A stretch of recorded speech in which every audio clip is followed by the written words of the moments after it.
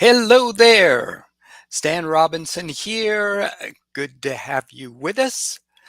Today, I will be soloing. My favorite LinkedIn sales insider, Bryn Tillman, is traveling.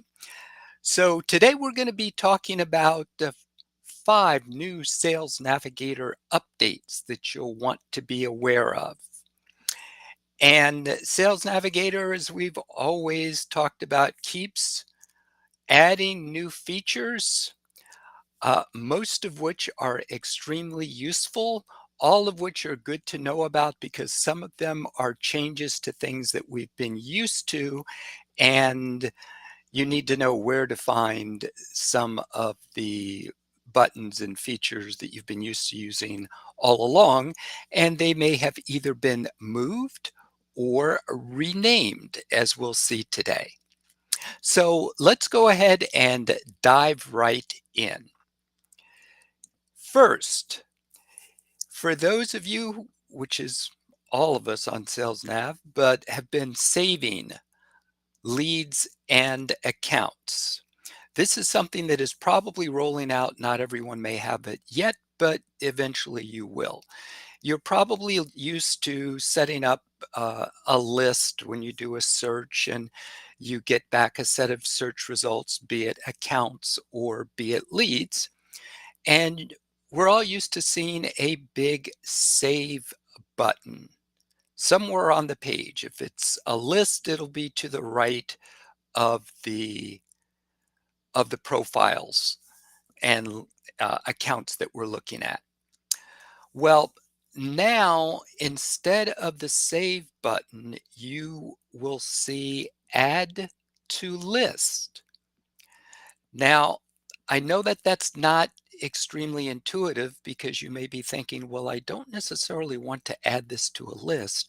I just want to save it to come back to it and to make sure that I'm getting alerts about this particular account or lead.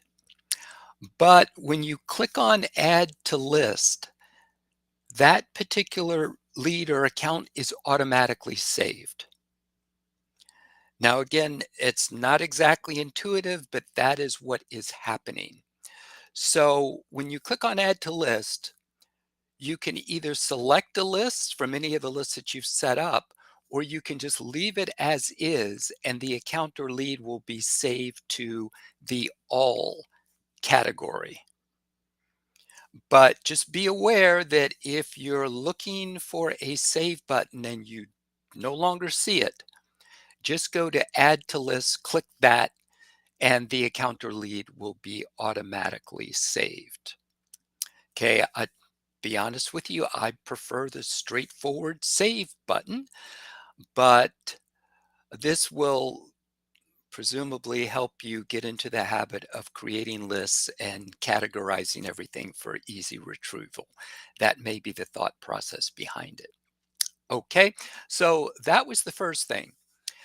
The next is something that we've talked about a little bit before, but I did want to bring it up again because it's still relatively new, which is something called buyer intent. And as AI is being leveraged more and more by Sales Navigator, we'll see features and capabilities like this come up more and more over time. Buyer intent is where Sales Navigator pulls together data points that we would otherwise be unable to see as users. So buyer intent looks at things such as people from a particular company that have connected with your colleagues on LinkedIn, folks who have looked at your LinkedIn company page. So people like that that we wouldn't have any visibility into, Sales Navigator is now aggregating that data to give us something that is called buyer intent, which is just an indication of the degree of interest that these particular individuals have in your company. So just be aware that that is something that you will now see, and you'll want to be aware of it and just get used to uh, having a look at that to see what may be going on and what the level of interest is.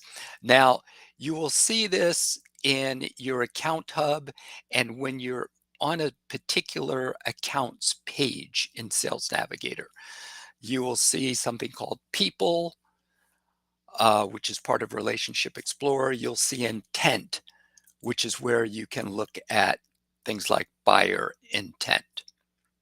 Okay, the next one I wanted to touch on is something called uh, category intent, which refers to product category.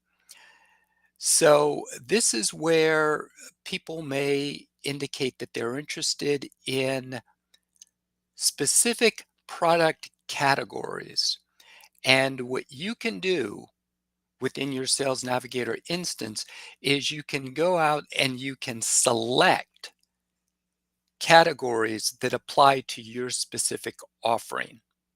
So whether that be security software or commercial insurance services, or however you classify the product or service that you provide, you can use the category intent, also known as product intent, to categorize your offering such that Sales Navigator's algorithms can then have a look at, okay, who, based on their LinkedIn activity, is indicating interest in this particular product category or any of the categories that you have chosen. And that will show up again in Sales Navigator as well. So that is something else that's going to be extremely useful. When you're in Sales Navigator, one of your biggest challenges is trying to identify where to prioritize your time in terms of which accounts you need to spend your time with and what people within those accounts you'll want to spend your time with. And this is where categories like buyer intent that indicates interest in your specific company, or category intent, which indicates a generic interest in the product or service categories that you have selected that you want Sales Navigator to more or less track for you and let you know about. All right, so we've talked about the new add to list feature, for lack of a better word, but that's what you'll need to use to save accounts and leads.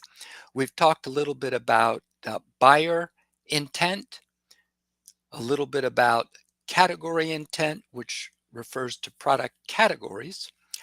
One other thing that is new is in Relationship Explorer. And you'll find that in your account hubs when you're looking at account lists and drilling down a little bit into specific accounts. So within Relationship Explorer, which appears right at the top, and you will see people, intent, insights, and alerts. Just below that, now you will see persona. So if you have set up personas, and you can set up to 5 personas. And once again, what's a persona? It's just where Sales Navigator gives you the opportunity to pre-filter your searches based on 4 criteria. And basically it's function, seniority level, geography, and title. So you can set up buyer personas. For example, we deal with sales team, sales leaders, and marketing leaders. So we have a buyer persona for sales leaders based on function, based on seniority level, based on current job title and based on geography. And then we have the same thing for marketing leaders. And in your case, you can do the same thing for up to 5 different personas or simple ideal customer profiles, because 4 filters isn't enough for you to really drill down specifically. But the persona feature is great when it comes to getting your searches started and either including some of the filters that you always want to use. And I brought it up because now within Relationship Explorer, you will see persona in the top left. And once you've set up personas and you're looking at an account, you can look at people who meet your persona criteria right within those accounts.